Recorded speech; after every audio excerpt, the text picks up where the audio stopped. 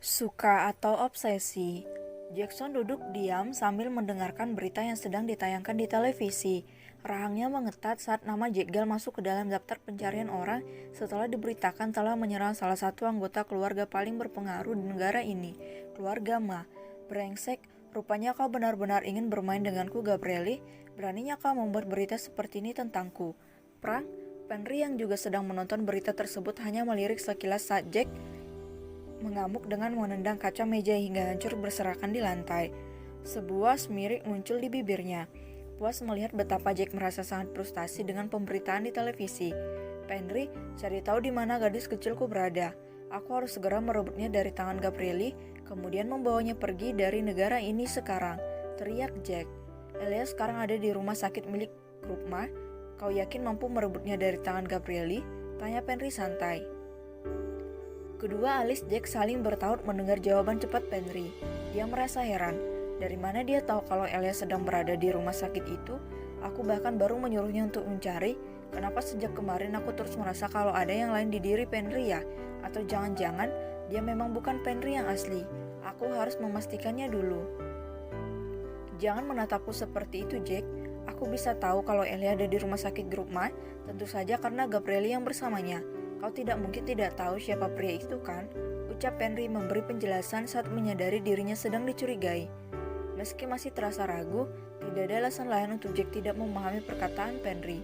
Toh memang benar kalau Gabrieli adalah putra pertama dari keluarga itu. Mungkin saat ini pikirannya sedikit kacau, jadi mencurigai temannya sendiri. Kenapa? Masih belum percaya juga? Aku percaya, saut Jack cepat. Apa kau ada mengirim orang untuk memata-matai bagaimana keadaan di sana? Penry menggeleng.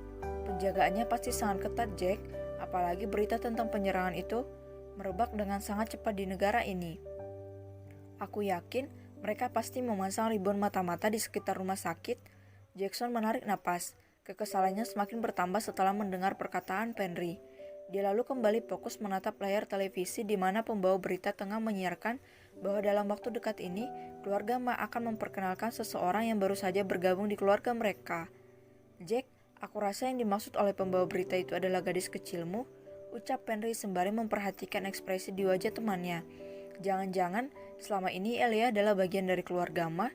Kau salah, Pen. Gadis kecilku bukanlah bagian dari mereka, tapi dia adalah pewaris satu-satunya dari keluarga Young. Eleanor Young, itu nama marganya, saud Jack menjelaskan. Apa? Jadi Elia adalah anaknya Brian, CEO grup Young? Jack mengangguk. Tangannya bergerak mengusap bekas luka di perutnya. Ya, dan kemarin aku hampir saja membunuh ayahnya. Aku adalah calon menantu yang baik, bukan? Penry terkekeh. Calon menantu apa yang berniat menghabisi nyawa ayah mertuanya sendiri, ha? Otakmu benar-benar sudah sangat sakit, Jack. Baru kali ini aku melihat calon menantu sejahat dirimu. Bukannya tersinggung, Jack malah menyeringai jahat. Brian tidak tahu kalau Eleanor masih hidup, Pen. Selama ini yang dia tahu putrinya itu sudah mati. Apa maksudmu, Jack? Tanya Penry bingung. Saat Eleanor baru lahir ke dunia, dia dibuang oleh orang tuanya Brian. Mereka lalu menukarnya dengan bayi lain yang sudah dalam kondisi tak bernyawa. Dan Brian yang bodoh itu tidak menyadari kalau selama ini putrinya masih hidup di sebuah panti asuhan. Aku mendengar cerita ini langsung dari ayahnya. Itulah kenapa kemarin aku berniat membunuh Brian saat melihatnya sedang mengejar mobil Eleanor. Dia pasti sudah diberitahu ayahnya kalau putrinya itu belum meninggal. Jawab Jack. Tapi Jack, apa hubungannya dengan penyerangan itu? Wajar saja kalau Brian mengejar putrinya, tidak ada yang salah kan? Jack bangkit dari duduknya kemudian mengambil alkohol dari dalam lemari. Dia menuangkan minuman itu ke dalam gelas lalu menyesapnya perlahan. Tentu saja itu sangat salah, Penry. Rencanaku bisa rusak kalau dia sampai menjerat Eleanor. Akan semakin sulit untukku bisa memilikinya jika Brian tidak segera disingkirkan. Tapi sepertinya dia akan tetap menjadi sainganku karena kemarin aku masih membiarkannya bernapas. Penry mengangguk-angguk, lalu apa rencanamu selanjutnya? Menyingkirkan Brian terlebih dahulu atau merebut Elia? Eleanor adalah milikku. Sudah pasti aku akan merebutnya terlebih dahulu. Dan untuk Brian, asalkan dia tidak menghadang jalanku, mungkin aku masih bisa mengampuni nyawanya. Anggap saja itu hadiah berharga dari calon suami anaknya. Jawab Jack. Oke, terserah kau saja.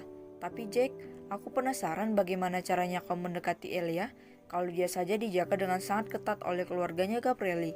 Kau tidak mungkin kan menerobos masuk ke sana seperti para pahlawan di film box office yang memiliki kekuatan super? Ledek Penri sembari terkekeh lucu. Aku sedang tidak ingin bercanda, Pen. Jadi sebaiknya kau hati-hati dengan lidahmu, daripada harus mati dengan kepala terpenggal. Ancam Jack dingin.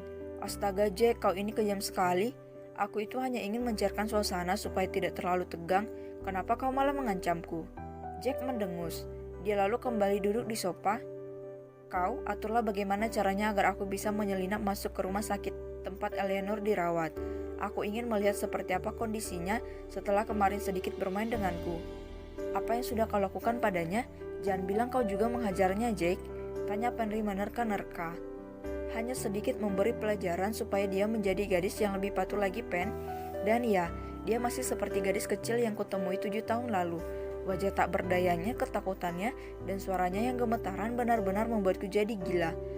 Aku sudah tidak sabar untuk segera hidup berdua dengannya. Hidupku pasti akan sangat lengkap jika bisa menyaksikan itu setiap hari. Jawab Jack dengan mata berbinar senang. Ada raut kemurkaan di wajah Penri saat Jackson mengatakan apa yang telah dilakukannya pada Elia. Sebenarnya itu bukan reaksi langsung dari tubuhnya, melainkan emosi yang diluapkan oleh seseorang yang sedang mengawasi pembicaraan mereka melalui alat kecil yang terpasang di dalam telinganya. Jack, sebenarnya kau ini menginginkannya sebagai seorang gadis atau hanya sekedar terobsesi saja pada Elia? Kasihan dia, Jack. Kalau kau memperlakukannya dengan begitu kejam, kejiwaannya bisa terluka. Ucap Penri mempertanyakan. Lebih baik kau jangan terlalu mencampuri urusanku, Pen. Sekalipun kita adalah teman, aku tidak akan segan untuk menghabisimu kalau mulutmu terlalu banyak bicara. Kau cukup membantuku membuka jalan agar bisa menemuinya, tidak perlu mempertanyakan apakah aku benar-benar menyukainya atau tidak. Itu urusanku, dan aku sangat tidak suka pada orang yang suka mendikte urusan orang lain. Kau mengerti?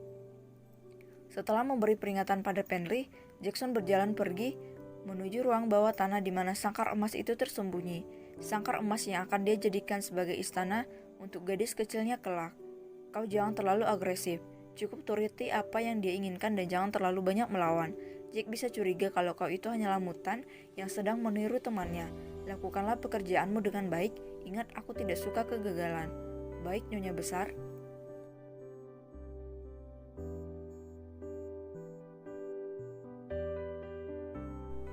Teman dekat.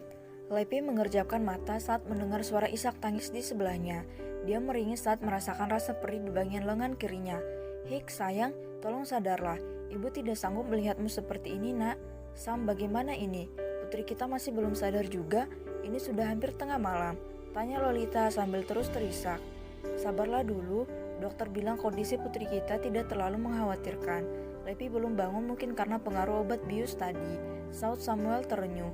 Tapi Sam, Lepi, ibu, kenapa kau berisik sekali sih?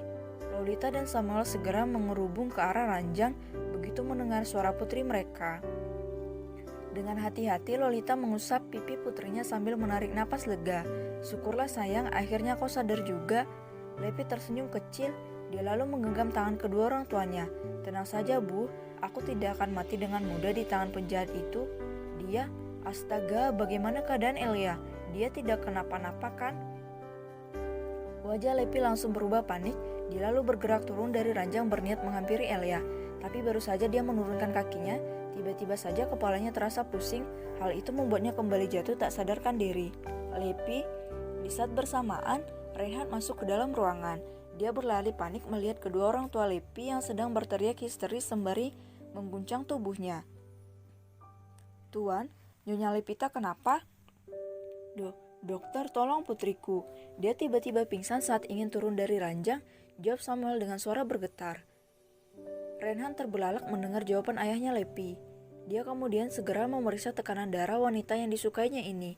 Sementara Samuel dan Lolita, mereka begitu khawatir hingga tidak berani melepaskan pandangan barang sedetik dari wajah putri mereka.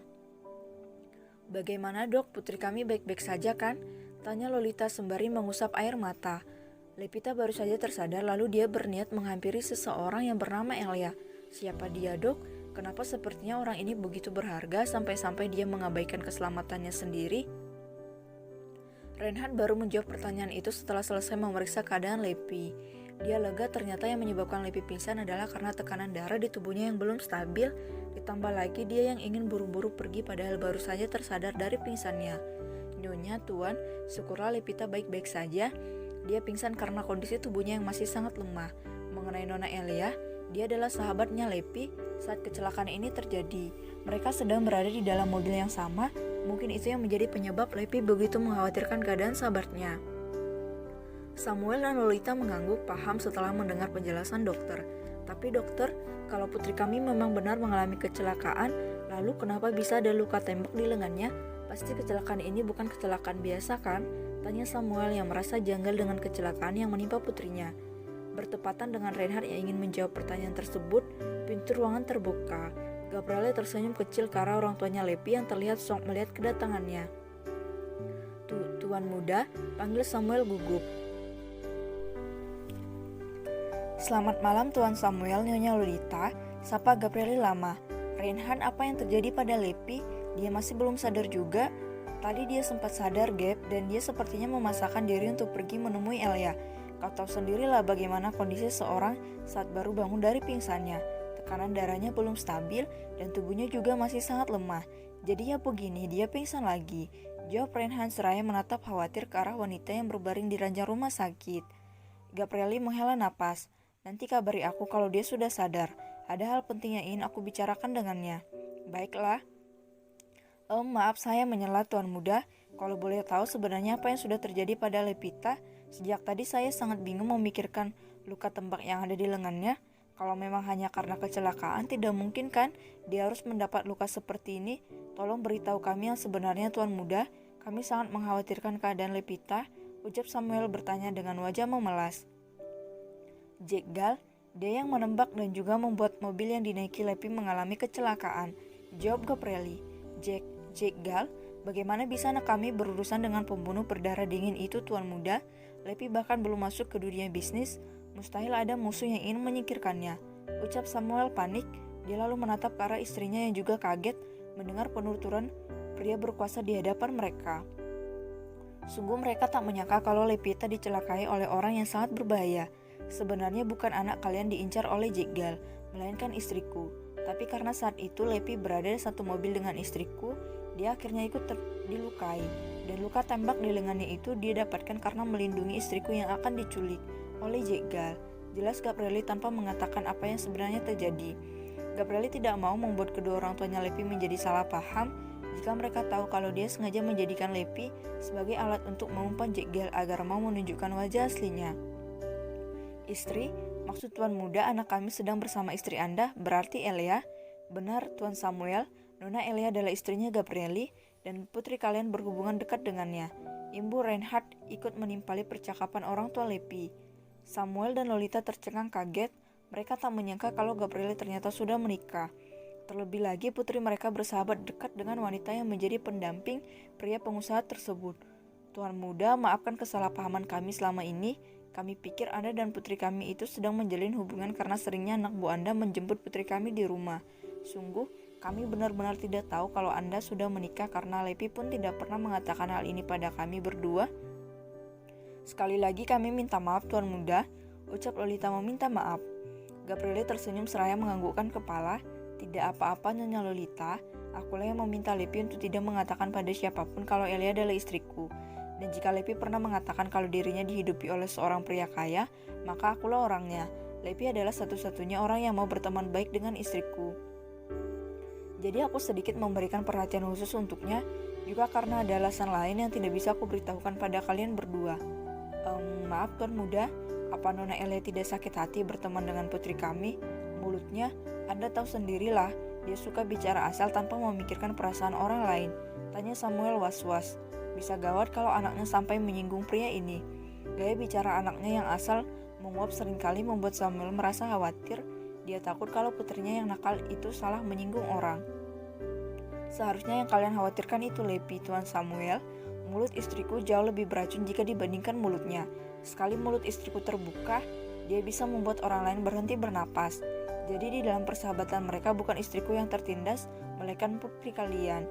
Dia bahkan beberapa kali ingin menyerah berteman dengan istriku, tapi karena aku kaya, dia selalu kembali pada kami berdua. Kurang Kurang lebih seperti itulah jenis persahabatan yang terjalin antara Lepi dan istriku, jawab Gabrieli bangga dengan kemampuan istrinya dalam membungkam mulut musuh. Ruangan itu sunyi, kedua orang tua Lepi terbengang heran setelah mendengar penuturan Gabrieli. Mereka seakan sulit untuk percaya kalau ada orang lain yang mampu membungkam mulut sadis putri mereka. Sungguh mereka jadi penasaran dengan sosok wanita yang bernama Elia itu. Oh ya Tuan Samuel, kabar tentang aku yang sudah menikah sebaiknya hanya kalian saja yang tahu, biar aku sendiri yang akan mengumumkannya ke publik, ucap Gabrieli dengan raut wajah serius. Dan kau Reinhard, tolong rawat sahabat istriku dengan baik. Aku tidak mau istriku menjadi sedih jika sampai terjadi sesuatu padanya. Nyonya Lolita, Tuan Samuel, aku permisi dulu. Istriku sedang tidur, aku khawatir dia panik saat terbangun tanpa aku di sampingnya. Setelah berpamitan, Gabrieli bergegas pergi dari sana. Dia tidak mau meninggalkan istrinya terlalu lama karena khawatir Jekyll akan kembali membuat ulah. Untuk jaga-jaga saja pikirnya.